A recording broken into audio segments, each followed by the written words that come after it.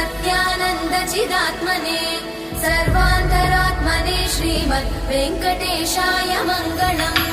स्वतः सर्वविदे सर्वशक्तये सर्वशेषिने सुलभाय सुशीलाय वेङ्कटेशाय मङ्गलम्।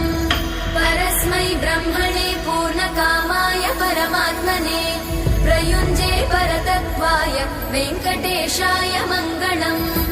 आकालतत्त्वमशान्तमात्मनामनुपश्यताम् अतृप्त्यमृतरूपाय वेङ्कटेशाय मङ्गलम्।